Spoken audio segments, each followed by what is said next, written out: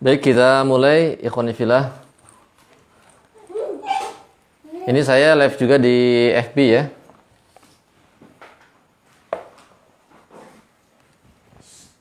Ini kira-kira suaranya jelas?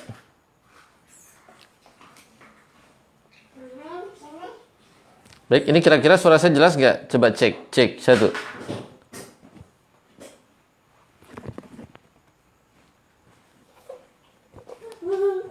Jelas ya? Jelas ya?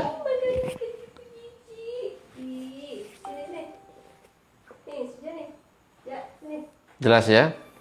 Ya, coba di FB, saya cek FB, halo di FB, apakah suaranya jelas?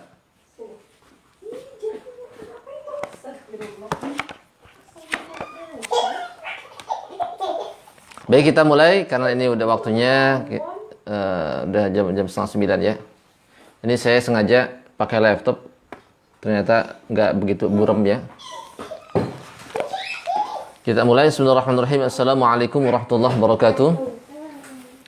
Bismillah, alhamdulillah. Nggak ada suaranya. Sebentar. Oh, berarti harus dekat ini ya. Sekarang ada suaranya. Iya, berarti harus dekat ini, mic-nya kurang peka. Baik, bismillahirrahmanirrahim. Bismillah. Assalamualaikum warahmatullahi wabarakatuh.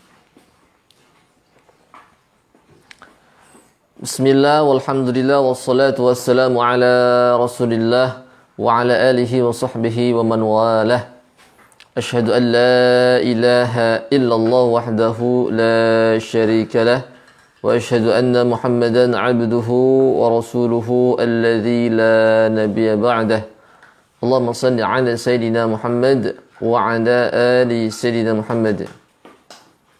Wa qala Allah ta'ala fi kitabihil karim, a'udzu billahi minasy syaithanir rajim. Bismillahirrahmanirrahim. Wa nunazzilu minal Qur'ani ma huwa shifaa'un wa rahmatun lil mu'minin. Wa qala Rasulullah sallallahu alaihi wasallam, i'ridu alayya ruqakum la ba'sa bi ruqyati man lam takun syirkan. Al-hadits. Ikhwani fillah rahimakumullah, pertama mari kita panjatkan puji serta syukur kita kepada Allah Subhanahu wa taala yang mana telah memberikan kepada kita semuanya berbagai macam kenikmatan. Di antaranya ialah kenikmatan iman dan Islam. Salawat dan salam semoga selalu tercurah kepada baginda Rasulullah sallallahu alaihi wasallam, kepada keluarganya, kepada sahabatnya, serta kepada umatnya senantiasa menjalankan syariatnya sampai hari kiamat kelak. Alhamdulillah, ikhwani fillah rahimakumullah. Saya sekarang sebenarnya ini merupakan kajian rutin ya, kajian rutin yang tempatnya itu sebenarnya di Zoom. Jadi ini saya khususkan kepada rekan-rekan yang ingin belajar ruqyah lebih mendalam lagi. Itu membahas kitab As-Salimul Battar fi Tasaddi Lis-Saharatil Ashrar. Tapi karena banyak permintaan dari rekan-rekan karena kendala teknis, jadi kalau Zoom itu agak berat katanya, agak berat kalau masuk ke Zoom itu. Makanya saya live juga di FB. Yang teman-teman FB kira-kira ini suaranya kenceng nggak? Coba komentar di FB. Teman-teman yang di FB ini kira-kira kenceng nggak? Kalau bermasalah silakan dikomentari ya. Di FB kenceng?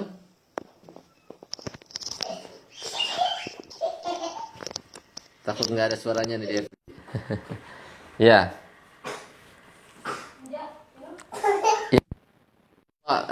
Bermasalah silakan dikomentari ya. Kalau suaranya tidak kencang, kemudian tidak ada suaranya, silakan dikomentari. Nanti saya akan perbaiki. Takut nanti nggak ada suaranya. Baru hadir ataupun baru lihat saya barangkali, ini merupakan kajian rutin ya, kajian rutin yang sebenarnya biasanya saya ngisi di Zoom. Tapi karena ada permintaan dari rekan-rekan yang terkendala ketika masuk ke Zoom, maka saya buka juga di FB. Jadi kajian rutin kita ini merupakan pertemuan yang ketujuh ya dari pertemuan insya Allah kita pertemuan hanya 12 kali ya. Jadi selama 3 bulan program kajian kitab ini. Jadi setelah 3 bulan ya selesai gitu ya. Makanya ini silakan dimanfaatkan semaksimal mungkin. Dimanfaatkan semaksimal mungkin, dan ini kitab wajib, sebenarnya kitab wajib yang harus difahami bagi rekan-rekan yang benar-benar ingin mendalami ilmu ruqyah. Ingin mendalami ilmu ruqyah. Jadi ini pondasi bagi praktisi ruqyah. Begitu ya kitab ini. Karena kita ketika meruqyah pasti akan berhadapan dengan pasien-pasien yang mudah, yang sedang, bahkan yang sulit ya.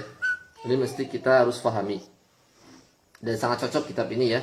Jadi kitab ini gak terlalu rumit pembahasannya, dan insya Allah mudah difahami. Kalau kita saksikan perkembangan pengobatan di negeri kita ini, di Nusantara ini, memang carut marut juga ini. Jadi menggembirakan, kemudian mengkhawatirkan juga. Menggembirakan dalam artian banyaknya praktek ruqyah yang bermunculan. Kaum muslimin yang ingin belajar ruqyah mulai banyak, akan tetapi perdukunan juga semakin banyak. Nah ini, perdukunan semakin banyak, ruqyah juga bermunculan. Tapi kemunculan para praktis ruqyah, teman-teman yang belajar ruqyah, khususnya kaum muslimin di Indonesia, itu masih sedikit dibandingkan dengan para orang-orang yang berkecimpung dalam dunia gaib, supranatural, dukun dan sebagainya. Itu lebih banyak mereka daripada kita sebagai peruqyah. Makanya praktisi ruqyah ini mesti lebih banyak lagi, dan harus benar-benar dibina gitu kalau yang ingin benar-benar ingin mendalami. Kemarin ada yang mendirikan Perdunu ya, Persatuan Dukun Nusantara. Wah, ini luar biasa ini kacaunya ya. Sampai para dukun itu mendirikan organisasi, asosiasi Perdunu. Dan itu sudah dikomentari oleh Majelis Ulama Indonesia, MUI. Haram, musyrik. Beliau di MUI itu sudah mengatakan itu nggak boleh seperti itu. Dengan tujuan katanya ingin menyelamatkan orang, kan, kita membantu orang. Itu mudaratnya lebih besar. Memang bermanfaat untuk menyembuhkan orang, tapi mudaratnya lebih besar karena menyangkut akidah. Apalagi sampai rencananya mau ada perlombaan santet menyantet katanya, audisi santet menyantet. Ini bahaya ya, bahaya. Jadi sekarang kemaksiatannya sudah terorganisir. Kata Sayyidina Ali, kata para sahabat, kejahatan yang terorganisasi akan mengalahkan kebaikan yang tidak terorganisir. Jadi kebajikan yang tidak terorganisir akan dikalahkan oleh kemaksiatan, kemusyrikan yang terorganisir. Makanya kita harus terorganisir juga. Jadi harus berjamaah, karena mereka sudah berjamaah ya. Baik rekan-rekan yang dirahmati oleh Allah Subhanahu wa taala, kita masuk ke pembahasan. Ada yang ingat pembahasan terakhir itu ialah tentang masih thariqah ya, metode cara menghadirkan jin. Ya. Jadi metode cara sama saja ya. Cara atau metode menghadirkan jin ya. Kalau di terjemahan itu ada 8, tapi kalau di dalam bahasa Arab, dalam kitab Arabnya ada sekitar 11 12, ada belasan ya.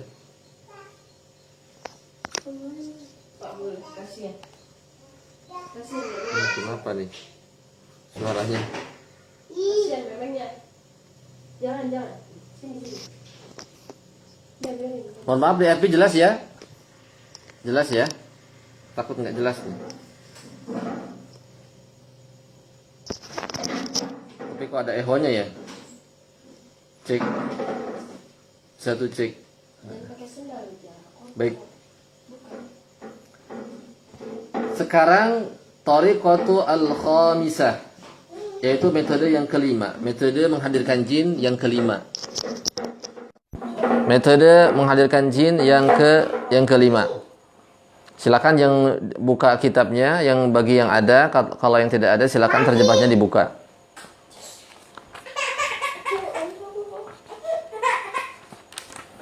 At-thariqatul khamisah thariqatut tanqis. Thariqah yang kelima, metode yang kelima, seorang penyihir tatkala menghadirkan jin yang kemudian nantinya akan digunakan untuk menyihir orang lain ataupun korbannya, ialah thariqatu tanqis, yaitu menulis Al-Quran dengan terbalik. Menulis Al-Quran dengan terbalik. Kita baca, wa fi hadhihi at-tariqa yaqumu sahiru alaihi la'natullah bi kitabi suratin min suwaril Qur'anil Karim bil hurufil mufradati ma'kusatin, yakni min akhiriha ila awwaliha. Nah, di sini jelaskan, Syekh Wahid menjelaskan bahwasannya metode ini biasanya para penyihir itu menggunakan tulisan. Jadi menulis ya surah dari surah Al-Quran dengan huruf yang terbalik. Jadi menulis dengan huruf yang terbalik. Maksudnya apa? Min akhiriha il awaliha. Maksudnya dari belakang, ditulisnya dari belakang dulu baru ke awal gitu. Dari belakang dulu baru ke awal. Contoh misalkan alhamdulillahirabbil alamin. Nah, jadi min dulu, min baru ke alham gitu ya. Jadi dari belakang dulu baru ke depan. Tsumma yaqul azimatul syirkiyah. Kemudian setelah dituliskan mereka mengatakan atau mengucapkan azimah syirkiyah. Mantra-mantra yang berbaur kesyirikan. Fayuhdirul jinniyya fayamuruhu bil matlub. Kemudian menghadirkan jin ya'muruhu bil matlub. Kemudian si dukun tadi itu memerintahkan kepada jinnya apa-apa yang dia maksud ya, tujuannya untuk apa. Nah, kemudian wa hadhihi tariqatu muharramatun aidan, dan tariqah ini, metode ini adalah metode yang diharamkan ma'ama fiha min syirkin kufrin. Bahkan dibarengi dengan aktivitas kesyirikan. Jelas syirik ya. Jadi cara-cara seperti ini itu syirik, haram, kemudian syirik. Jadi menulis Al-Quran dengan terbalik.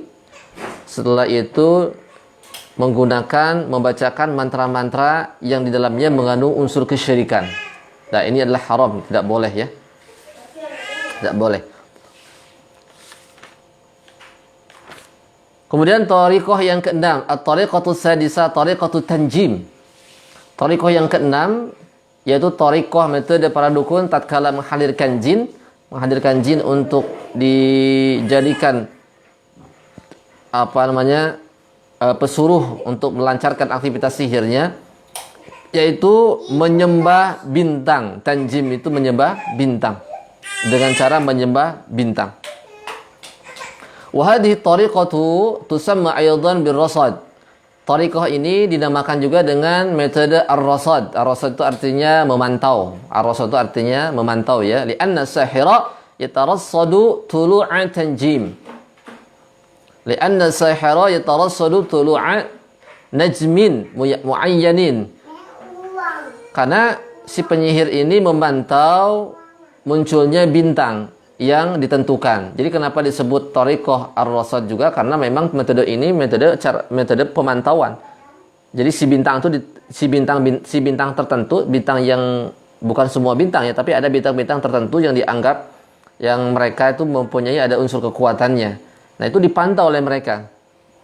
Tsumma yaqul bi mukhabatihi bi tilawatin sihriyah. Kemudian si penyihir akan berbicara dengan pelantara sihir, dengan berbicara sihir, ya. Jadi berbicara kepada bintang tadi itu dengan menggunakan pelantara atau dengan mantra-mantra sihir, ya. Tsumma yatlu tillasman akhara yahmilu fi tayyatihi minasyirki wal kufri mallahu bihi alim. Nah, kemudian si penyihir tadi juga membacakan mantra-mantra yang lain. Ya, mantra-mantra lain tentunya yang berbaur kesyirikan dan kekufuran. Tsumma yaf'alu harakat, kemudian si penyihir itu dia menggerakkan anggota tubuhnya, ya, menggerakkan, yaz'umu annaha ta'malu ala istihza'i ruhiyaniyya hadat najmi. Nah, dia menyangka yang tujuannya itu dengan tujuan supaya menurunkan spiritual bintang gitunya. Jadi dia baca mantra-mantra sihir sambil ada gerakan-gerakannya, tujuannya untuk menurunkan spiritual bintang. Menurunkan spiritual bintang. Walakinnaha fi haqiqatin ibadatul laha lihadza najmin min dunillah. Akan tetapi hakikatnya ibadah semacam ini, aktivitas ibadah semacam ini, lihadza najmi, penyembahan kepada bintang semacam ini min dunillah adalah menyembah kepada selain Allah. Wa in kana munajjimun la yadri fatilka ibadatun wa ta'zimun li ghairillah. Meskipun orang yang menyembah itu tidak tahu, meskipun dia tidak tahu gitu ya, bahwasanya dia itu sedang menyembah kepada selain Allah Subhanahu wa taala. Fa 'inda dzalika taqumu syayatin bitalbiyati amri as-sahiril la'in. Pada saat itu syaitan akan menyambut perintah daripada si penyihir. Nah, ketika metode ini berhasil, dia sudah menentukan, memantau bintangnya, bintang yang yang dijadikan nantinya untuk melancarkan aktivitas sihirnya ataupun pemanggilan jinnya. Jadi sudah terpantau nih bintangnya. Kemudian dia berbicara dengan mantra-mantra sihirnya. Kemudian ada gerakan-gerakan. Nah, di situ setan mulai menyambut perintah daripada penyihir. Fayadhunnu sahiru anna najma huwa alladhi sa'adah. Dan si penyihir ini menyangka an-najma pada bintang huwa alladhi sa'id. Dia menyangka bahwasanya bintang tadi yang membantunya, begitu. Jadi dia menyangka bahwasanya bintang yang tadi itu adalah bintang yang membantunya. Walakinna najma al-muftara. Akan tetapi bintang tersebut tidak mengetahui alaihi ma yadri bi syai'in min hadza, atas apa yang ia kerjakan. Nah, ini adalah metode at-tanjim yang biasa digunakan oleh para dukun untuk memanggil jin. Yang nantinya jin ini akan dijadikan untuk misalkan untuk menyihir orang, untuk menyantet orang, menggoda-godai orang, pokoknya untuk mencelakai orang. Begitu. Jadi dengan cara menyembah bintang. Bintang tertentu mereka pantau, kemudian mereka gunakan, ucapkan mantra-mantra sihir. Setelah itu maka bintang ini akan membantu mereka. Dan penyihir ini meyakini bahwasanya yang membantu itu bintang. Padahal bukan bintang. Bintangnya tidak tahu apa-apa, tapi setan. Setan, ya, seolah-olah si penyihir ini menyangka itu bintang, padahal bukan, itu setan. Ya, yang membantu itu adalah syaitan. Wa iz'umu as-saharatu anna hadha sihra. Kemudian mengaku si penyihir ini anna hadha sihra, pada sihir la yahillu illa idza dhahara an-najmu marratan ukhra. Si sihir ini mengaku atau menyangka bahwasanya dia tidak diobati. Sihir ini tidak bisa diobati illa idza dhahara an-najmu, kecuali hadirnya bintang. Marratan ukhra, pada hadirnya bintang pada hari yang lain gitu. Maksudnya seperti itu. Jadi ketika si penyihir ini akan mengobati seseorang gitu, dia harus menyaksikan atau harus melihat bintang yang pokoknya bintangnya itu enggak sebuah bintang, tapi ada beberapa bintang yang ia anggap itu sumber spiritualnya di situ. Wa huna nujumun la tadhharu fil 'ami illa maratan wahidah. Dan bintang-bintang di sini itu adalah bintang-bintang yang munculnya itu setahun sekali gitu. Jadi nggak setiap saat. Nggak semua bintang itu dijadikan semua bintang itu mereka sembah, kemudian mereka datangkan jin, bukan. Jadi ada beberapa bintang dan itu pun munculnya setahun sekali. Saya nggak paham bintangnya seperti apa ya yang dimaksud itu. Fayanziruna zuhurahu thumma yaqumuna bitilawatin fiha isti'anatun istighatsatun bihadan najmi yuhallu lahum sihra. Nah, kemudian mereka sampai menunggu gitu ya, kemudian mereka membacakan mantra-mantra di dalamnya, kemudian mereka minta tolong, istighatsah. Mereka minta tolong bihadan najmi, pada bintang tersebut, yuhallu lahum sihrahum, untuk menghilangkan sihirnya, untuk mengobati orang yang terkena sihir. Kata para ulama, di antaranya Syekh Wahid, beliau mengatakan wala yakhfa ma fi hadhihi tariqah min at-ta'zim li ghairillah. Tidak samar, artinya tariqah ini benar-benar adalah tariqah yang menggantungkan kepada selain Allah. Wastighatsa bighairillah, kemudian minta tolong kepada selain Allah. Wa kullu hadza syirkun, dan semuanya itu syirik. Metode ini jelas syirik, musyrik, pelakunya musyrik, perbuatannya syirik. Nahiyya bitallasimin kufriyah, apalagi mantra-mantra sihirnya jelas syirik ya. Nah, jadi itu ikhwani fillah rahimakumullah. Jadi metode seperti ini metode yang biasa digunakan oleh para dukun untuk menghadirkan jin. Untuk menghadirkan jin yang kemudian nanti jinnya dipakai untuk melancarkan aktivitas sihirnya. Jadi mereka menganggap si bintang ini yang mempunyai kekuatan, padahal syaitan di baliknya ya. Sama seperti orang-orang Majusi kan.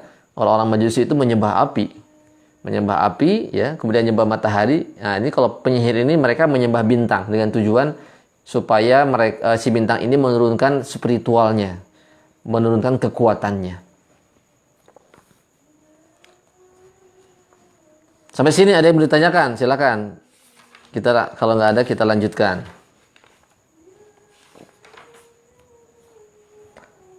At-tariqatul sabi'ah, tariqah yang ke-7 sekarang. Tariqatul kaffi, yaitu melihat telapak tangan. Tariqatul kaffi itu melihat telapak tangan. Wa fi hadhihi tariqah, dalam tariqah ini yuhdiru sahiru sabiyyan saghiran lam yablugh al-huluma bi syartin ay yakuna sabiyyu ghairu mutawaddi thumma ya'khudhu kafa as-sabiyyi al-aysar thumma yarsalu alaihi murabba'an hakadha. Jadi metode ini caranya itu si penyihir itu menghadirkan anak kecil yang belum balik.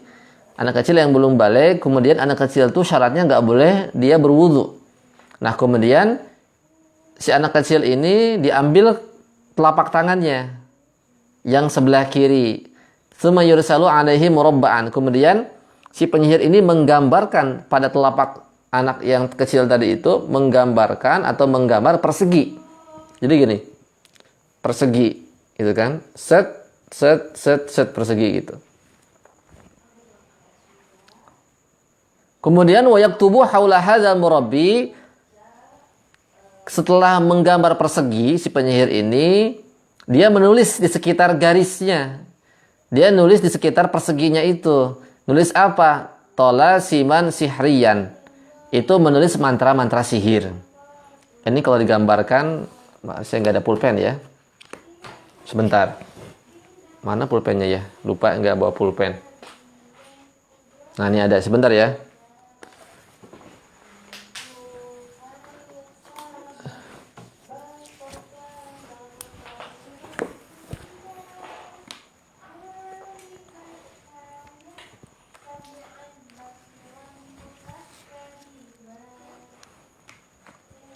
Jadi seperti ini. Ini katakanlah telapak tangan ya. Dia nggak ada ininya ya Allah. Nah. Persegi kan? Ini kan persegi kelihatan? Kelihatan ya? Kurang jelas.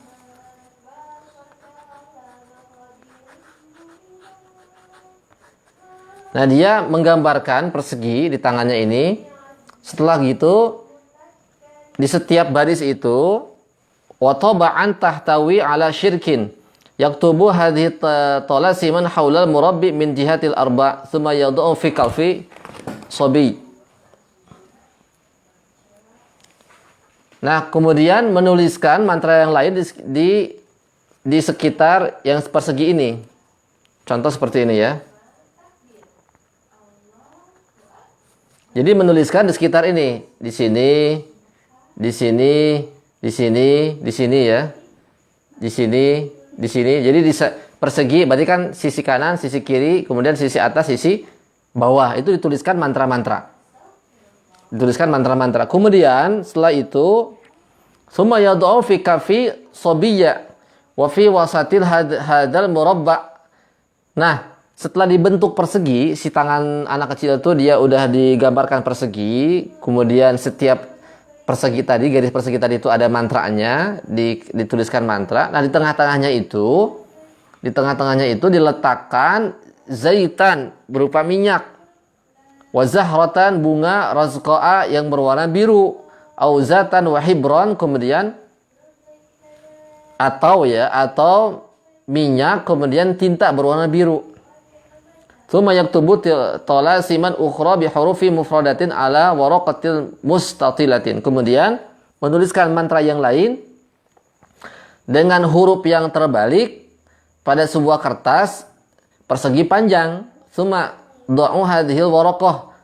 Kemudian diletakkan di waraqah. Kemudian diletakkan kertas ini itu di wajhun, di wajah seperti payung. Jadi kan tadi si penyihir itu dia menggambarkan di telapak tangan anak kecil yang tidak berwudu ya, persegi panjang.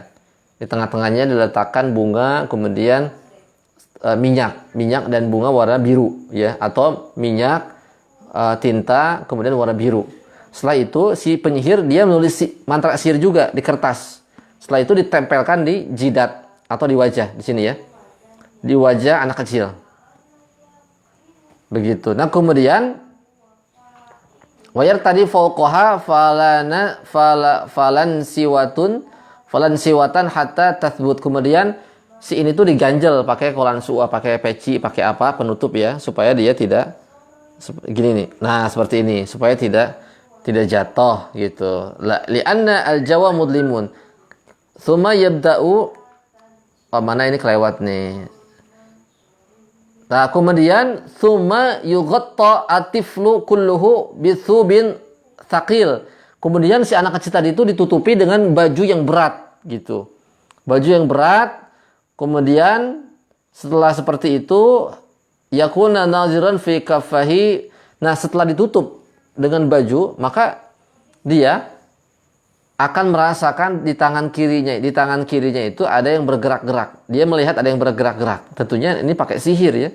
Sebelum pakai sihir dia tidak bisa lihat, tapi karena dia pakai sihir dia bisa lihat ada yang bergerak-gerak. Ya. Jadi di tangannya itu seperti ada yang bergerak-gerak.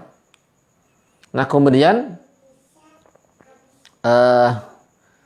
mana ini summa yabda'u as-sahiru al-ma'una bi qira'ati 'azimatin kufriyatin syadidatin fa idza bitiflin yash'uru ka'anna al-jawa qad asbaha nuran wa yara suran tataharraku fi kafi fa yaqulu sahirun li sabiyyi madza tar. Nah, ini ketika sudah dipakaikan baju ya, kemudian dituliskan di tangannya. Nah, kemudian si anak kecil ini akan melihat sesuatu yang nampak. Jin ya, sampai ditanya, "Madza tar? Apa yang kamu lihat?" Fa yaqulu sabi, saya melihat anak kecil. Anak kecil ini mengatakan ara amami suratal rajulin. Saya melihat di depan saya ini ada seorang laki-laki. Fa yaqulu sahiru, kemudian si penyihir ini mengatakan yaqulu laka al muazzim.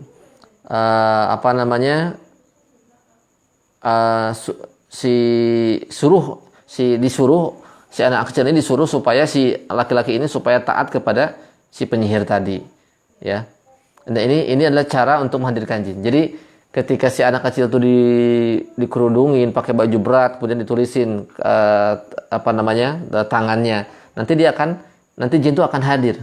Yang bisa melihat itu cuma anak kecil. Nah, kemudian si anak kecil tadi yang akan memerintahkan atas perintah jin, atas perintah si penyihirnya untuk nanti berbuat sesuatu, berbuat kezaliman sesuai apa yang diarahkan oleh dukun tadi. Yaitu ya menggunakan telapak tangan. Di Indonesia kayaknya nggak jarang ya dukun-dukun seperti ini ya. Indonesia biasanya pakai sesajen ya. Sesajen, dukunnya itu pakai sesajen, nyembelih gitu ya. Kemudian pakai apa lagi? Biasanya sesajen rata-rata ya kalau di Indonesia dukun-dukunnya itu.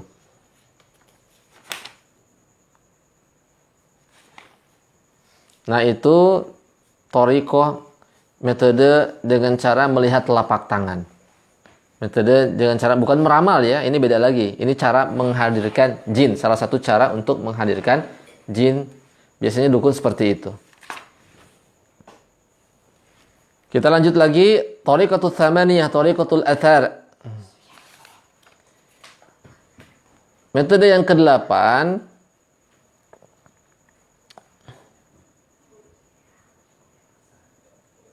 yaitu metode athar. Apa itu metode athar? Kita lihat, kita baca ya. Wa fi hadhihi tariqah yatlubu sahiru minal marid. Si penyihir ini meminta dari pasien, marid, orang yang sakit, ba'dal atharihi, sebagian bekas, benda-benda bekas dipakai dia gitu. Athar ini kan bekas ya. Bekas. Jadi ini menggunakan benda bekas pakai korban. Oh, ini yang suka digunakan para penyihir di Indonesia ya. Mindilin, seperti misalnya sapu tangan ya, au imamatin, atau penutup kepala ya, kerudung, topi, peci, au komisin, atau seperti baju, au ay syai'in yahmilu raihati araqil marid, atau benda-benda yang lainnya yang masih berbau keringat orang yang mau disihir. Tsumma yaqidu hadal mindilin, kemudian mengikat sapu tangannya itu min tarfihi, pada ujungnya. Tsumma yaqisu miqdara arba'i asaba'.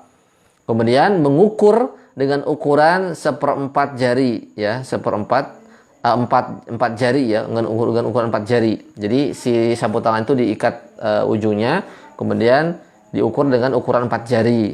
Tsumma yumsiku al-mindila, kemudian dipegang sapu tangannya, imsakan dengan kuat. Tsumma yaqra'u surat at-takatsur, kemudian si penyihir ini membacakan surah at-takatsur, dibacakan Al-Quran ternyata, au ayatu suratil qasiratin, atau ayat-ayat yang lain, surah-surah yang lain yang pendek ya, yarfa'u biha sautahu, dengan cara mengeraskan suaranya. Kemudian tsumma yaqulu tillasman syirkian yusirru, kemudian membacakan mantra-mantra sihir dengan cara dipelankan. Tsumma yunadil jin, kemudian dia memanggil jin. Wa yaqulu in kana ma bihi minal marid, sehingga in kana ma bihi minal marad sababuhu al jinnu faqasaruhu wa in kana ma bihi minal ain. Nah, ketika si sapu tangannya itu pendek, dia mengatakan ini Anda ini diganggu jin, penyakitnya diganggu jin, katanya begitu. Wa in kana ma bihi minal aini fatawilluhu. Tapi kalau Anda itu penyakitnya ain, fatawilluhu, si sapu tangan ini akan panjang. Si sapu tangan ini akan panjang. Wa in kana minal tayyib minal tibbi fad'uhu kama huwa. Tapi kalau misalkan penyakitnya itu penyakit medis, maka sapu tangannya nggak akan pendek, nggak akan panjang, biasa saja.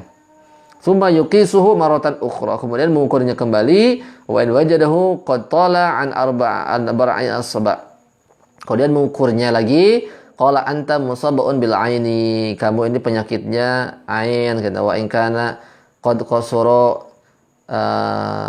qala anta musabiun bil jin, kamu ini penyakitnya diganggu oleh jin. Kenapa? Karena memang tadi ya, jadi ciri-ciri yang tadi dijelaskan tadi di awal. Jadi itu cara mereka itu menghadirkan jin. Kalau ini mungkin untuk mengobati orang ya. Jadi si dukunnya itu untuk mengobati orang, dia pakai benda bekas pakai. Kalau sarung tangannya itu tiba-tiba panjang, cirinya ini. Kalau tiba-tiba pendek, cirinya ini. Kalau misalkan nggak pendek, nggak panjang, itu penyakitnya medis gitu ya. Penyakitnya medis. Nah, ini adalah teknik mereka ketika mereka menghadirkan jin. Itu kalau tekniknya teknik untuk mengobati orang ya. Dia seperti itu, pakai benda bekas pakai. Tapi kalau untuk menyihir juga sama. Untuk menyihir di sini nggak jelaskan ya. Ketika si dukun itu menyihir, mereka juga menggunakan benda bekas pakai. Bisa bagian tubuh, bisa benda bekas pakai. Kalau bagian tubuh seperti yang paling gampang kan rambut. Rambut kan bagian tubuh. Itu juga bisa digunakan untuk sebagai buhul. Buhul ya. Buhul untuk menyihir. Kemudian benda bekas pakai juga bisa dijadikan untuk buhul. Buhul untuk menyihir korbannya. Buhul ini yang nantinya akan ditanam oleh jin, yang kemudian dia akan terus mengirimkan sihir-sihirnya. Ketika sihirnya musnah, diruqyah musnah, dikirim lagi, musnah, dikirim lagi, musnah, dikirim lagi. Begitu. Seperti kemarin tuh yang viral itu artis yang tobat itu siapa? Indah Dari ya. Indah Dari itu kan kena sihir. Kemudian apa namanya, buhulnya itu ditanam di rumahnya. Ditanam, tapi itu berbentuk ini ya, tulang tengkorak. Wallahu alam tengkorak apa? Tengkorak kera atau tengkorak apa ya? Begitu. Tapi ada juga yang menggunakan kain-kain ya, benda bekas pakai orang yang bersangkutan. Saya lihat di YouTube itu ada yang sampai menggunakan kaos, ada yang menggunakan pakaian dalam ya. Kemudian ada yang menggunakan pokoknya yang benda-benda yang bekas dipakai. Benda apa saja, yang penting benda ini pernah dipakai oleh seseorang. Gitu. Makanya nih hati-hati kita ketika menjemur pakaian, enaknya sih kalau rumah itu harus tertutup ya. Karena orang itu kita nggak tahu mereka punya niat apa, ada niat baik, niat jahat kan khawatir. Tahu-tahu nanti nyuri pakaian dengan tujuan untuk apa? Untuk menyihir kan begitu. Itu hati-hati juga memang. Harus hati-hati ya, karena memang bisa digunakan untuk melancarkan sihirnya. Melancarkan sihirnya. Jadi pakai benda bekas pakai korban. Bisa baju, sapu tangan, ya, penutup kepala, celana dalam, ya, bisa ngambil dari jemuran atau bisa nggak dia nyuri dan sebagainya itu bisa saja. Atau misalkan pinjam, ya pinjam nggak dikembalikannya ternyata disihir. Saya pernah punya kasus teman saya itu yang dia itu terkena sihir mahabbah, sihir pelet. Dan kuat, termasuk kuat ya, jadi dia ngikat banget si peletnya ini. Ketika ketemu si perempuannya ini, dia suka teringat ya, kemudian dia suka sesak karena memang salah satu ciri si remaba itu sesak dia. Dan dia ingat ketika di ruqyah itu Allah menggambarkan daripada dalam benaknya itu ada benda-benda yang memang dia itu berikan kepada mantan kekasihnya. Itu berupa apa ya, baju kalau nggak salah. Nah, mulai baju itu dia melancarkan aktivitas sihirnya. Jadi pakai baju yang bekas dipakai oleh orang yang bersangkutan. Makanya hati-hati nih. Hati-hati yang pacaran-pacaran nih. Lebih baik jangan pacaran ya. Ketika diputuskan masih ada benda-benda yang tertinggal ya, yang dikasih kemudian dijadikan untuk buhul sihir. Nah, itu rekan-rekan yang dirahmati oleh Allah Subhanahu wa taala. Silakan, ada yang mau ditanyakan silakan. Ini metode cara para dukun untuk menghadirkan jin ya. Dan ini syirik ya. Syirik ini. Metode semacam ini syirik. Silakan Pak Ibnu. Waalaikumsalam.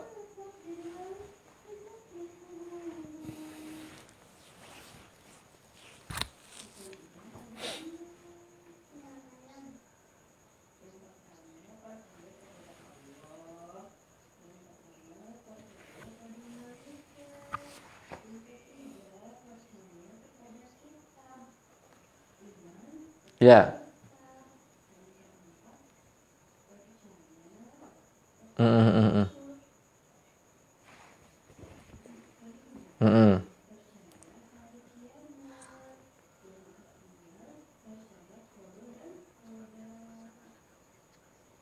Ya.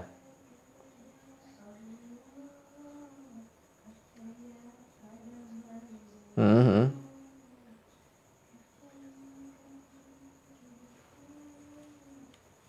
Iya, silakan.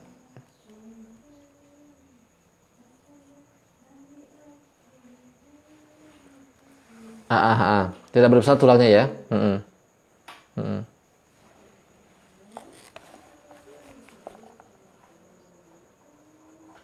mm, mm, mm.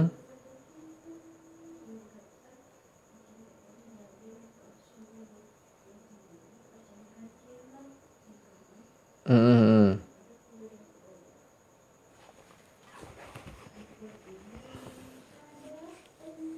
Mm, mm.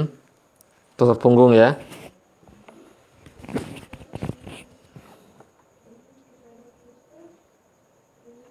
Mm, mm.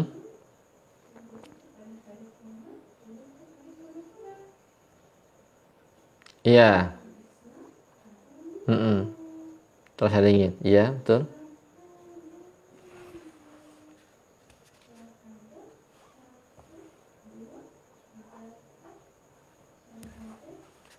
Mm, mm.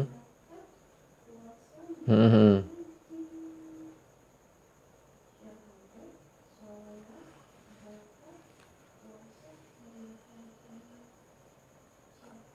Iya.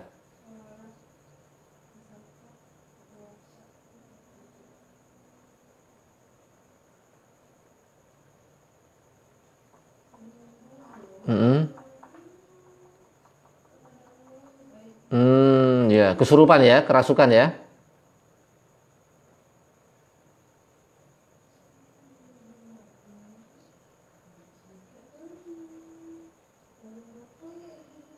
Iya, iya.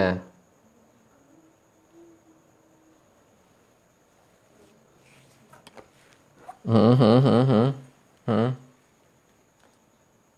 Mhm, mhm, mhm, mhm. Iya. Mhm,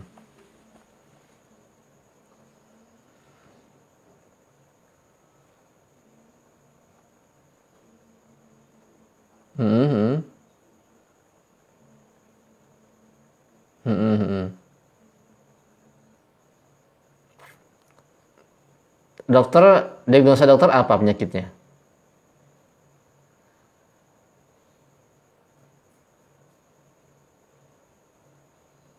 Bermasalah. Mhm, mhm,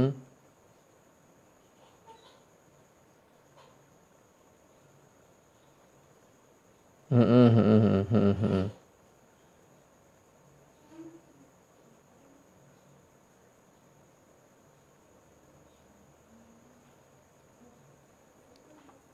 Iya, iya.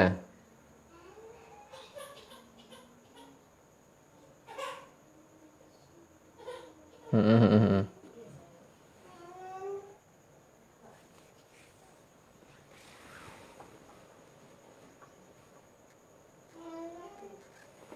Ya, baik. Jenis apa ya? Eh, Tadi kan dilihat dari sisi medis, dokter mengatakan ini ada pergeseran tulang ya. Tulang, ada yang mengatakan otot gitu ya. Kalau spesialis tulangnya mengatakan ini otot ya. Otot yang bermasalah ya. Otot yang bermasalah. Tapi ketika di ruqyah tadi ada jin yang berontak, ada jin yang ngamuk ya, kerasukan. Kerasukan, ya.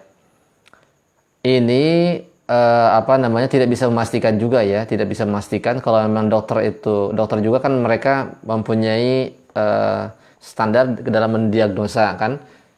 Kemudian sampai mereka scan ya, scan kemudian rongsen ketika ada pergeseran dan ada kelainan bisa jadi memang itu juga yang itu juga yang menjadi penyebabnya. Tapi itu gejalanya gimana Pak? Beliau nggak bisa jalan atau gimana? Sakit sakit sekali atau gimana?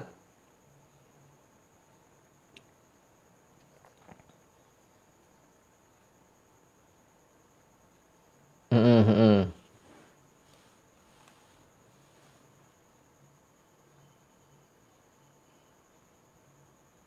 Mm-mm, mm-mm.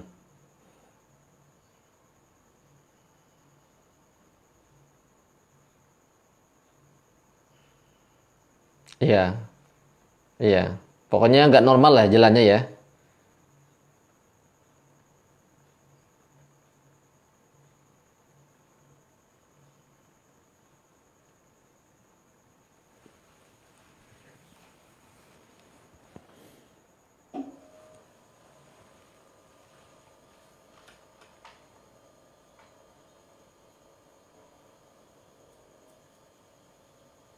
Oh, beliau juga suka ini sesajen ya? Orang yang bersangkutan suka sesajen, suka pergi ke dukun juga, ke paranormal.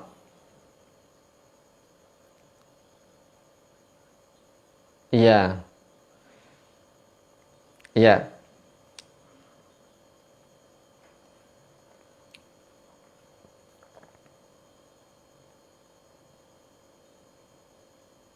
Oh, iya, iya, iya, iya, iya.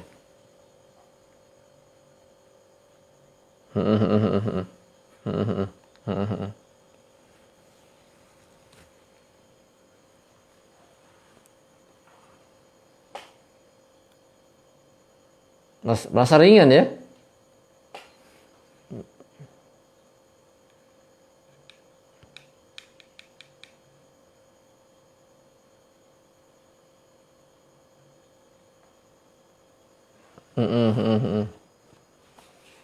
Oh begitu ya. Itu juga ada keanehan tuh. Keanehan dia membawa yang berat-berat tuh terasa ringan ya.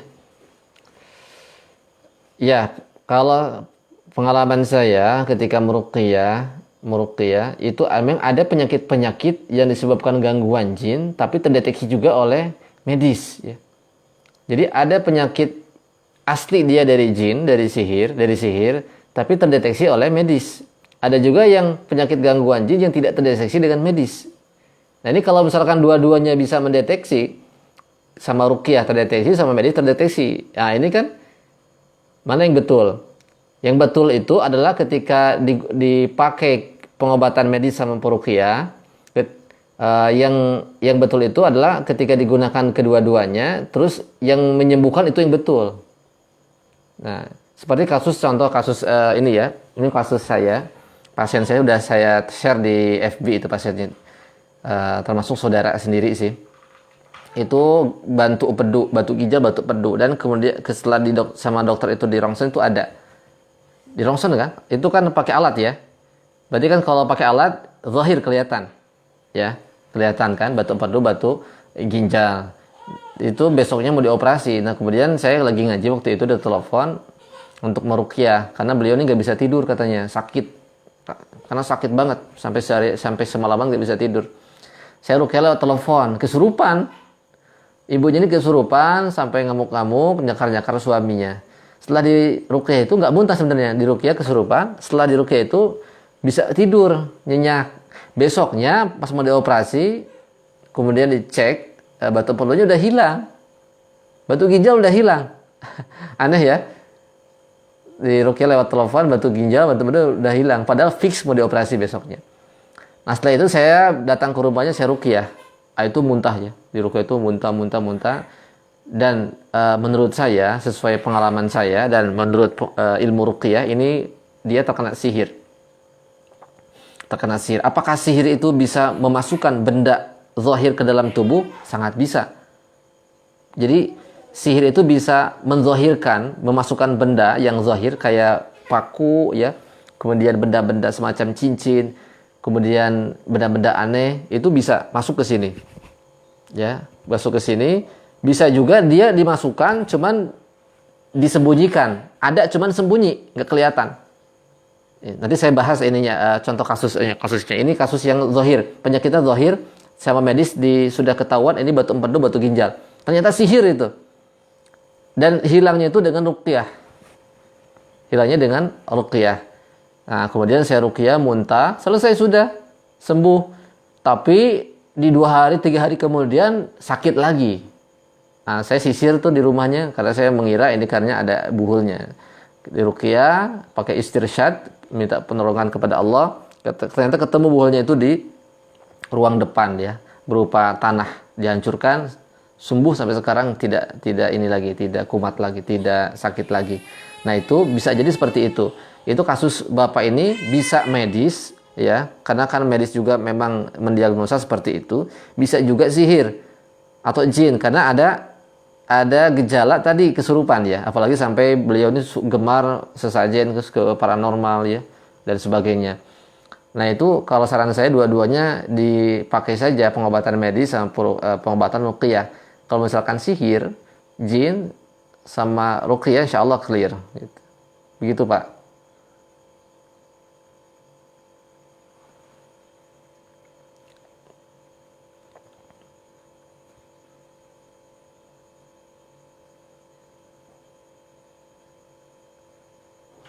Takutnya kenapa Pak?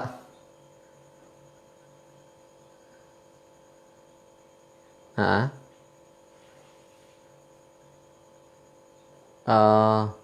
yang sakitnya itu, anak yang sakitnya nggak mau ketemu.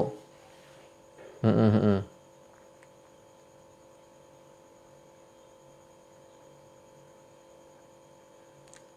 Iya, iya, iya. Penyebabnya kenapa bisa takut begitu?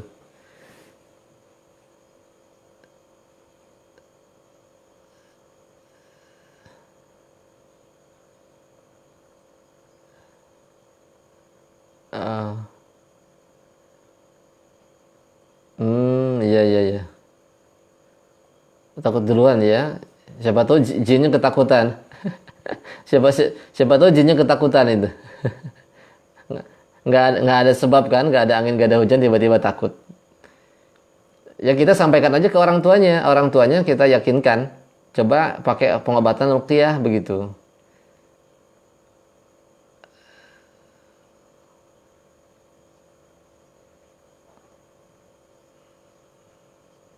Hmm, hmm, hmm, hmm. Anaknya berapa, umur berapa tahun?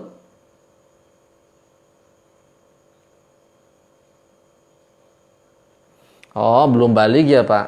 Paksa aja, Pak. Kalau anak-anak itu memang seperti itu.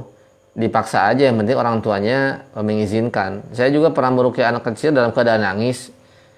Dia indigo, bisa lihat jin, nangis. Saya pegang-pegang kepalanya, usap-usap, anak kecil ya. Nggak apa-apa. Dalam keadaan nangis, yang penting orang tuanya paham kan. Itu kan mereka belum balik kan. Anak kecil itu belum balik, 8 tahun ya. Silakan di ini aja.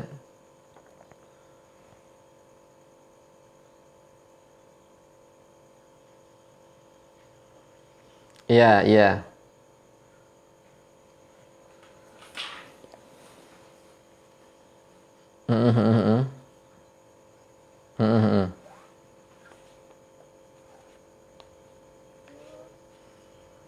Orangnya itu ini langsung teriak-teriak. Ah, nah itu jin, Pak. Biasanya jin itu nggak normal kan?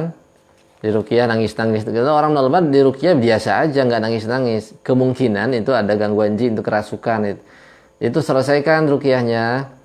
Terus sama bapak di ruqyah, kemudian tepuk-tepuk ya, usap-usap, itu bagian tubuh. Suruh minum air ruqyah juga. Itu nggak normal itu. Kalau berjerit-jerit dibaca Al-Quran berjerit-jerit ya. Mm-mm. Ah, nggak mau minum. Oh, tahu. Tahu ya, nggak mau minum. Ah,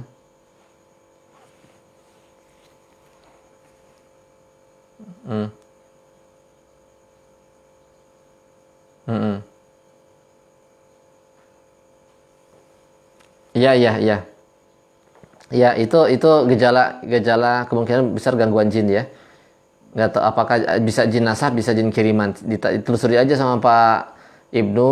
Kalau ada riwayat jin nasab, kalau ada orang tuanya pernah yang punya ini dia dukun atau paranormal, bisa jadi jin nasab ya. Kalau nggak ada riwayat seperti itu, bisa bisa jadi jin-jin kirimanan ya. Diruqyah aja terus-terusan Pak. Kalau nggak cukup 1 kali, 2 kali, 3 kali ya, nggak apa-apa sambil nangis juga kan anak kecil. Anak kecil yang seperti itu. Ya, iya seperti itu. Saya juga pernah sering malah meruqyah anak kecil yang sampai nendang-nendang saya. Saya diludahin malah, anak nakal ya. Diludahin, diruqyah saya diludahin, ditendang-tendang nggak apa-apa. Saya lebih dari itu. Diludahin atau di apa, ditendang. Tapi saya kasih paham, kasih pemahaman ke orang tuanya nggak apa-apa Bu, dipegang aja itu, pegang aja gitu. Jadi nggak masalah. Orang tuanya ini nggak bermasalah nggak menurut Bapak?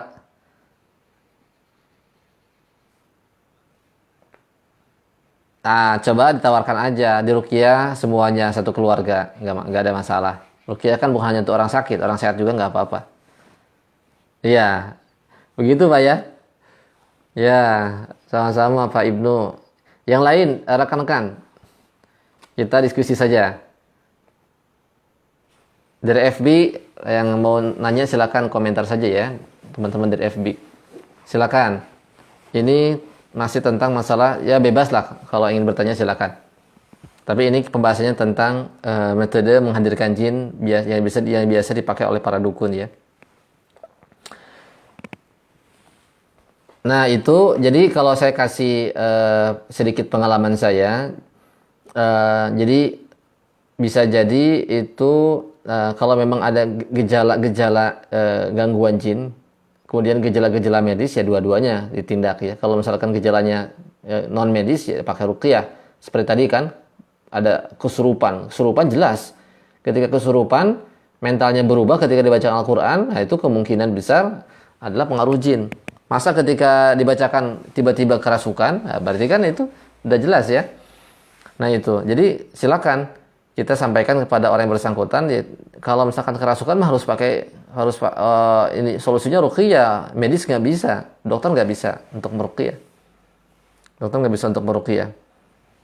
Kemudian ada juga Pak, ada juga apa namanya penyakit sihir ya.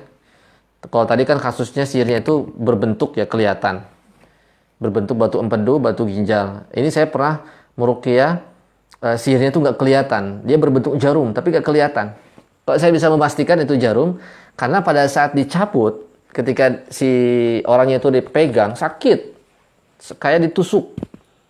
Saya nggak tahu ini di sini ada jarumnya atau enggak ya, karena memang nggak kerasa. Tapi orangnya mengatakan kayak ada jarum banyak gitu. Dicabut, itu luar biasa kayak apa suntikan, itu suntikan dicabut seperti apa kan sakit ya. Nah setelah proses pencabutan tadi sama saya dicabut gini-gini, ya saya seolah-olah nyabut apa gitu ya, nyabut rumput, padahal saya nggak merasakan juga. Itu orangnya itu mengatakan ini jarum itu berasa banget, sakitnya luar biasa. Setelah diruqyah itu bentol-bentol, bintik-bintik biru, persis habis disuntik kan suka ada bekasnya biru ya, bintik biru seperti itu banyak banget ya, insya Allah ya. Itulah sihir ya, bahayanya sihir seperti itu. Jadi bendanya tidak kelihatan, disamarkan oleh jin, tapi pengaruhnya ada, karena dilihat dari tandanya itu ada ya, sampai luka memar semacam itu. Seperti itu, ikhwani fillah rahimakumullah.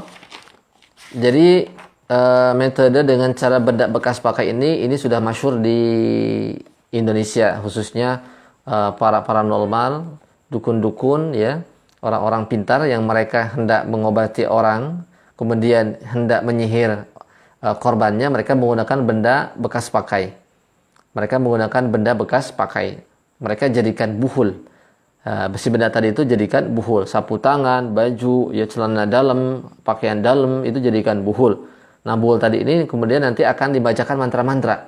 Nah, buhul ini ditaruh oleh si dukun ini menggunakan bantuan jin. Bisa ditaruh di rumah korban, bisa ditaruh di dalam tubuhnya, kemudian bisa ditaruh juga di si dukunnya, di tempat dukunnya, tergantung keinginan dukunnya. Kalau misalkan si buhulnya itu ditaruh di badan, itu mudah. Dengan ruqyah itu insya Allah keluar. Ketika ditaruh di rumah, harus dicari. Di video saya di YouTube sudah dijelaskan bagaimana cara untuk menemukan buhul sihir. Ya, itu dengan cara kita meminta petunjuk kepada Allah. Bukan pakai jin, bukan pakai jin. Bukan pakai sihir, pakainya petunjuk Allah. Mudah kok. Kita tinggal ruqyah aja dalam keadaan jalan-jalan. Seperti itu petunjuknya. Petunjuknya itu misalnya maksudnya itu meminta kepada Allah supaya ditunjuki buhulnya. Diruqyah sambil jalan-jalan. Nanti bakal ada efek-efek samping. Bisa pusing, bisa langsung jatuh, bisa langsung tiba-tiba lemas, bisa langsung kesurupan. Nah, itu ketika langsung kesurupan di tempat tersebut, nah maka kita harus connect. Kita harus segera mungkin untuk mencari buhulnya. Cari ya, itu insya Allah ketemu, dengan insya Allah ketemu ya. Metode seperti itu udah apa namanya dipraktekkan oleh praktisi ruqyah pada umumnya di Indonesia, udah masyhur lah sebenarnya. Cuman kita belum paham saja, belum tahu saja. Jadi nggak perlu pakai bantuan jin sebenarnya. Nggak perlu pakai bantuan jin ketika ingin menemukan buhul. Nggak perlu pakai bantuan sihir, nggak perlu pakai ilmu sihir. Kita cukup pakai ruqyah saja, insya Allah ketemu ya. Tinggal butuh kesabaran saja, kesabaran dalam menanganinya. Saya kira pembahasannya dicukupkan ya. Tinggal ke depannya ini tentang masalah hukum, nanti hukum penyihir ya. Ini masih panjang pertemuannya, baru setengah. Karena kan pertemuannya 12 pertemuan kita mengkaji kitab ini. Ini baru pertemuan ke-7. Hampir separuhnya ya. Silakan, ada yang mau ditanyakan lagi, silakan. Kendala-kendala di lapangan yang kurang ini sulit ditangani, pasiennya gimana, silakan ditanyakan. Ada lagi?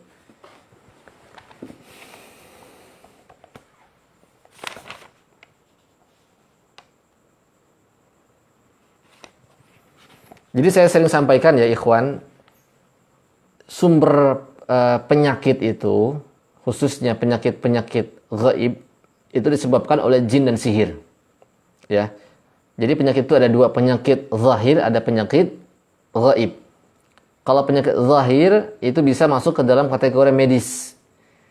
Nanti ranahnya dokter, walaupun peruqyah bisa, tapi ada juga yang peruqyah tidak bisa untuk menangani medis, seperti patah tulang, bukan peruqyah itu bagiannya, itu ahli tulang ya. Kemudian ngoperasi sesar itu bagiannya dokter.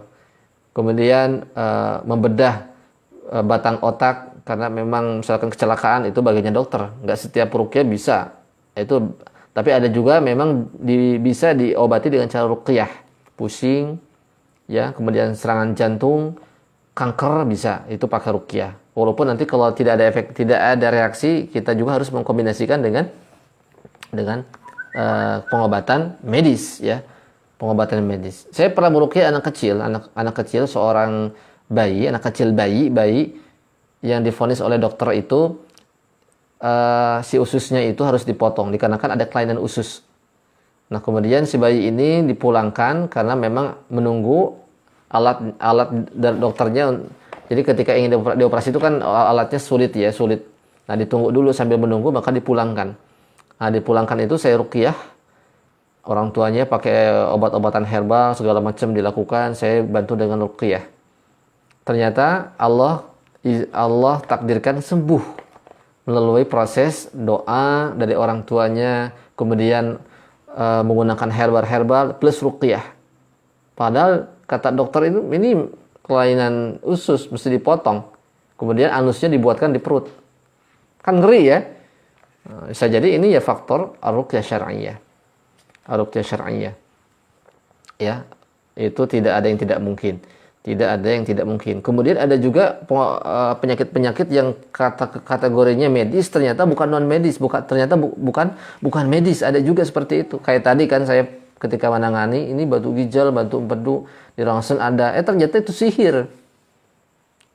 Sihirnya kelihatan.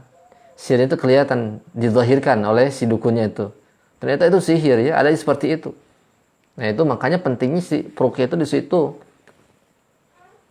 Sebenarnya dokter juga sudah memahami itu ya, sudah memahami keberadaan ruqyah ini membantu. Tapi tidak semua dokter itu paham. Ada beberapa dokter yang paham ketika memang sulit untuk ditangani, dia menganjurkan supaya datang ke peruqyah. Karena ranahnya ranah peruqyah kalau masalah ini. Nah, kemudian kalau kita menangani sihir, dua saja ikhwan fokusnya, jin sama buhul ya. Ketika kasusnya sihir, jin sama buhul. Pada dasarnya kalau sihir itu dia pakai buhul. Ada juga sihir-sihir yang tidak pakai buhul ada, yang tidak pakai buhul juga ada. Tapi kalau yang sihir-sihir yang tidak pakai buhul, insya Allah mudah ya. Pengalaman saya sih mudah dikeluarkan, mudah dipatahkan. Tapi yang sihir-sihir yang menggunakan buhul ini yang lumayan cukup sulit, cukup menguras tenaga. Karena ketika dihancurkan sihirnya, maka dia akan dikirim lagi oleh dukun. Dihancurkan sihirnya, dikirim lagi, dikirim lagi. Karena memang buhulnya masih ada. Jadi kalau diibaratkan buhul itu sebagai pemancar. Ketika si dukun itu ingin mengirimkan sihirnya, dia harus ada pemancar dulu. Harus ada pemancarnya, buhulnya harus ada. Kalau nggak ada buhul, dia nggak bisa. Nggak bisa dia.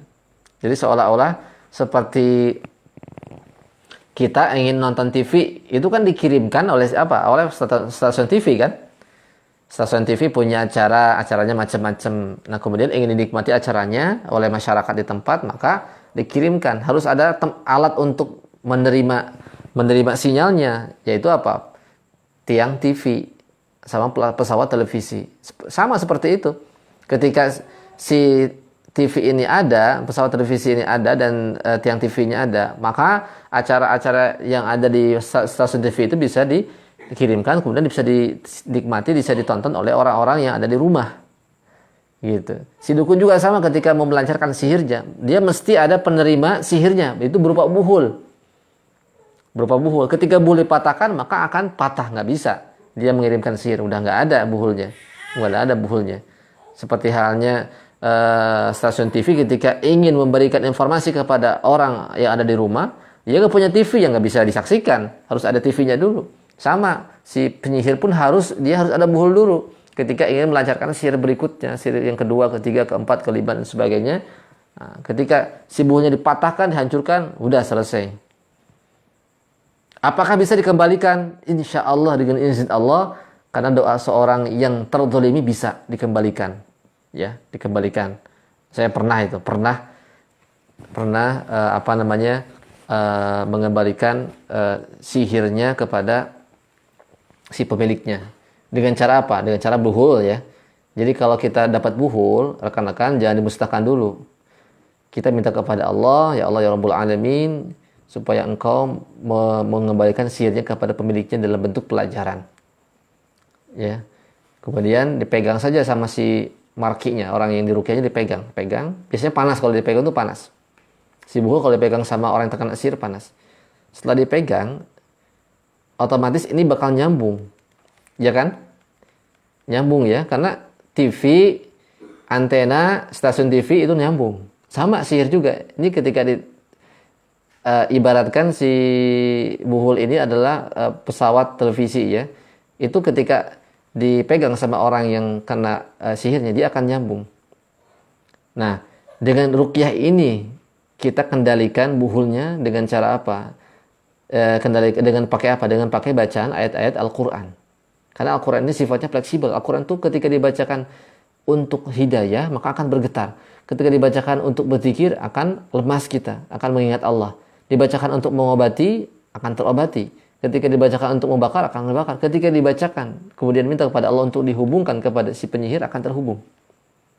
Disitulah kita perintahkan si yang diruqyah itu untuk dia itu melawan si penyihirnya. Nanti akan kebayang, biasanya akan kebayang. Si penyihirnya itu akan kebayang. Kalau nggak kebayang, paling kebayang si jinnya. Jin kirimannya akan kebayang. Nah, di situ akan kebayang. Nah, kita perintahkan si marki ini untuk berantem, untuk menggeluti, untuk menghancurkan, bahkan untuk membunuh jin yang kelihatan, nampak dalam benaknya itu. Ya. Ketika dukunnya ada, ya sudah lawan dukunnya gitu. Itu kalau istilahnya itu menggunakan mata batin, cuman mata batinnya bukan mata batin ini ya, tapi mata batin di sini mata batin karena orang yang terkena sihir pada hakikatnya dia masih punya koneksitasnya masih ada dengan si penyihir dan buhul. Yaitu bisa dimanfaatkan seperti itu. Tapi ketika dia sudah sembuh, udah nggak bisa connect lagi. Kalau sihirnya udah dicabut, buhul udah dihancurkan, udah nggak bisa connect dia. Si markinya tidak bisa connect lagi, tidak bisa melihat lagi sihirnya, tidak bisa melihat lagi jin yang jin yang menzalimi dia, bahkan dukunnya nggak bisa melihat lagi karena sudah dihancurkan. Tapi kalau masih ada, itu bisa dikonekkan dengan cara kita membacakan ayat-ayat Al-Quran, kita mohon pertolongan kepada Allah supaya dibalikan. Dan di situ nanti perangnya di situ. Nah, itu salah satu, itu namanya tekniknya teknik istirsyad, istilham, istiftah. Itu tidak menggunakan bantuan jin, bukan ya. Itu murni menggunakan ayat-ayat suci Al-Quran, menggunakan doa-doa yang bersumber dari Rasulullah. Dan peruqyah tidak bisa melihat, yang melihat nanti si markinya. Kita bimbing saja. Bimbing saja ketika markinya melihat ini ada jin yang ada di samping, kita sampaikan, perintahkan supaya dia untuk melawannya, untuk menghancurkannya, untuk menghabisinya ya. Ketika ada buhul-buhul gaib yang kelihatan supaya dibakar, ya, dibimbing pakai baca Al-Quran. Nanti saya insya Allah buatkan videonya ya. Itu caranya. Jadi insya Allah mudah ya. Kita nggak perlu pakai dukun, nggak perlu pakai jin, nggak perlu pakai sihir untuk mengobati sihir. Cukup kita menggunakan ar-ruqyatu asy-syar'iyyah. Baik rekan-rekan, ada yang ditanyakan silakan.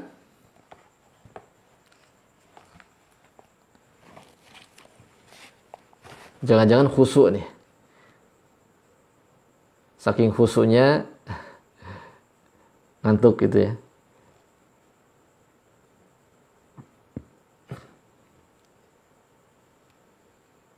Sambil ngopi. Baik, coba terakhir rekan-rekan bisa videonya diperlihatkan biar ketahuan nih orang-orangnya siapa aja yang ikut. Pak Rahmat mau nanya, silakan Pak Rahmat. Gimana, udah dicari belum buholnya Pak Rahmat? Agak mendingan kemarin. Ah, setidaknya ya. Oh gitu ya. Alhamdulillah ya. Itu jinnya masih ada, Pak. Jinnya masih ada itu. Jinnya masih ada. Cuman kemarin saya ruqyah itu jinnya itu sudah tersiksa lah. Istilahnya udah ampun-ampunan kan. Ampun-ampunan tersiksa. Itu bukan satu, jinnya itu lumayan ya, ada lebih dari satu kayaknya. Karena berbeda-beda dia. Sifatnya berbeda-beda. Itu buhulnya memang harus dicari, Pak. Harus dicari ya. Dicari. Nanti kita agendakan lah. Agendakan kita ini ya, ruqyah. Saya bantu nanti di ini lewat video call. Gimana? Mendingan sekarang ya?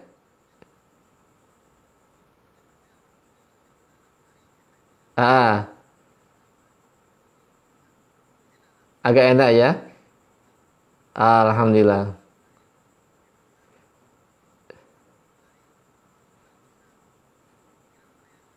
Iya, betul betul. Itu biasanya jinnya itu masih sakit dia. Jinnya itu masih sakit dia. Masih mengumpulkan tenaga. Nanti kalau udah sehat lagi, ganggu lagi sok. Ganggu lagi nanti kalau udah sehat dia ganggu lagi. Begitu. Biasanya begitu ya. Jadi jin kalau belum dikeluarkan, kalau misalkan kita meruqyah orang, jinnya masih belum keluar tapi badan agak enakan, itu jin itu sudah lemah. Sudah sakit istilahnya. Dia mengumpulkan tenaga dulu, nanti kalau udah kembali sembuh akan beraksi lagi mengganggu kita. Makanya pangkalnya harus dicari nih, pangkal buhulnya harus dicari, diputus. Biar nanti Bapak Rahmat nih nggak merasakan lagi sakitnya kan. Lumayan kan kalau diganggu terus. Terutama ibadah juga kuatkan ya Pak Rahmat, ibadah thalabul ilmi ya, kemudian yang lain itu menjadi pelemah. Walaupun sulit, sulit itu ya, justru itu menjadi nilai plus untuk kita. Semakin sulit ibadah kita, ketika kita paksakan, pahalanya akan semakin besar. Dan itu akan melemahkan jin loh. Iman kita naik, ibadah kita naik, jin tuh dikit-dikit melemah, dia akan kurus, krempeng gitu kan, kemudian dia akan sakit. Ketika diruqyah itu akan mudah. Justru awal-awalnya memang seperti itu. Jadi awal ketika kita ini memaksakan diri, dia akan namanya ini kan seperti listrik dua kutub kabel ini ketika benar-benar dipaksa, dia akan bergesekan. Saling bergesekan dan akan bakal ada percikan api ya. Itu sama seperti itu. Jadi ketika kita awalnya memaksakan, pasti ada sesuatu yang nggak enak. Perasaan nggak enak, kemudian lemas, lesu, pasti ada. Tapi kesananya akan kalah. Kuat-kuatan aja. Kalau kita kuat, mereka akan kalah.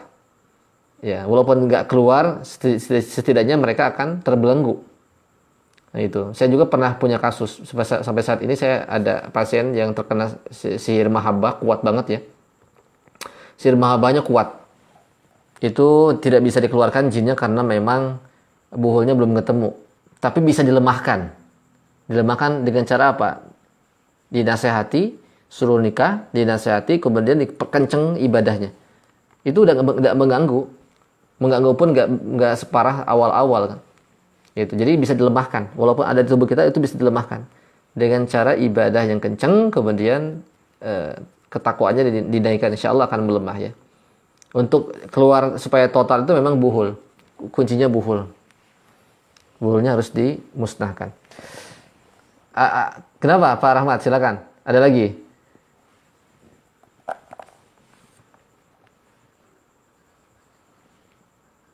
Nggak lupa ya? Sering lupa ya?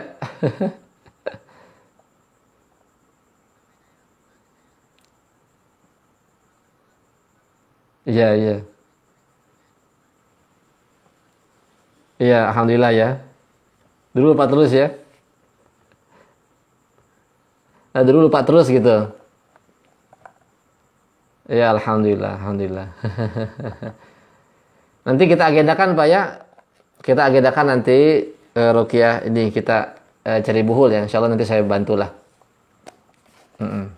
Kalau mau sendiri gak apa-apa kan Bapak udah bisa ini kan meruqyah. Gimana gimana Pak?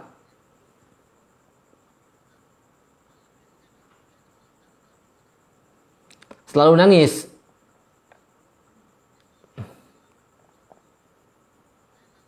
Nah, ya itu biasanya biasanya yang nangis itu jinnya itu.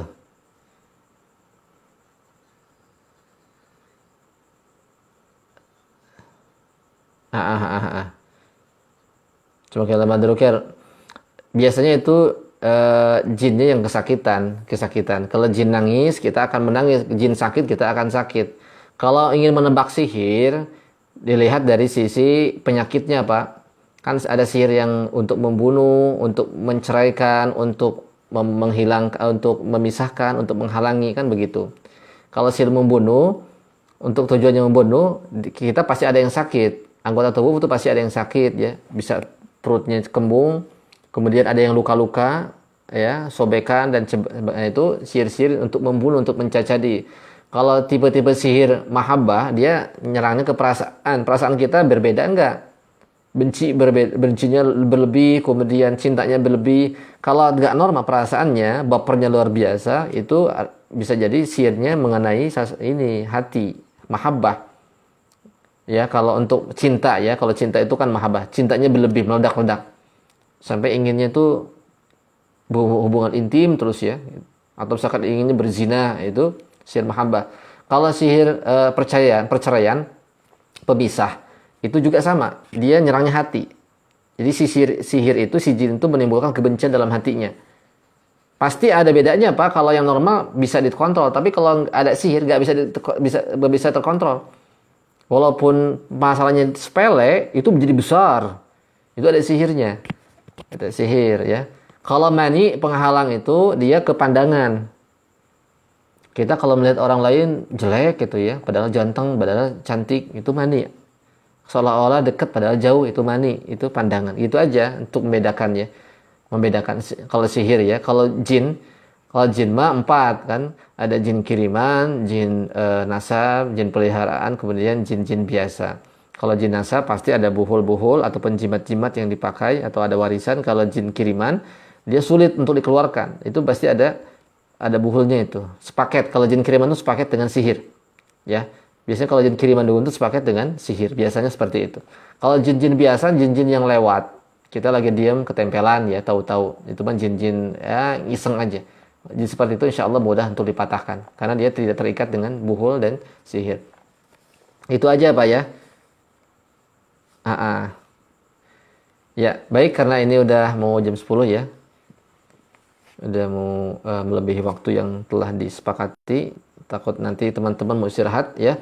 Nanti kita akan kembali berjumpa lagi di waktu yang sama, ya. Kemudian di tempat yang sama, di kajian yang sama. Insya Allah mudah-mudahan kita diberikan kesehatan selalu, kemudahan, keistiqomahan, kemudian kesabaran, ya, bagi rekan-rekan yang masih mempunyai gangguan jin atau gangguan sihir, ya. Kita harus yakini, kita harus benar-benar faham bahwasanya setiap manusia itu diuji oleh Allah, dan ujiannya berbeda-beda. Ada diuji hartanya, kekayaannya, anaknya. Ada yang diuji dengan kita ini dimasuki jin, ya, diganggu oleh jin. Nah, itu kita harus faham itu adalah ujian. Bukan barangkali, pasti Allah itu menguji, itu pasti ada rasa kasih sayang. Allah itu sayang kepada kita, makanya kita uji. Supaya apa? Ketika diuji, kita akan bakal ingat pada Allah. Ketika ingat, pasti akan lebih dekat lagi, lebih sabar lagi, akan bertobat lagi. Nah, itu intinya seperti itu. Niatkan untuk amal soleh aja lah, gitu, ya. Para sahabat kalau diuji penyakit itu luar biasa, ya. Mereka seneng. Kenapa? Bisa sabar.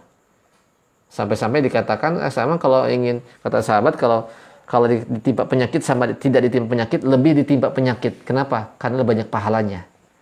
Kita di situ banyak bersabar. Begitu, ya, rekan-rekan yang dirahmati Allah Subhanahu wa taala. Kita tutup dengan membaca doa istighfar dan doa kafaratul majlis. Astaghfirullahalazim, subhanakallahumma bihamdika asyhadu an la ilaha illa anta astaghfiruka wa atubu ilaik. Billahi taufik wal hidayah. Assalamualaikum warahmatullahi wabarakatuh.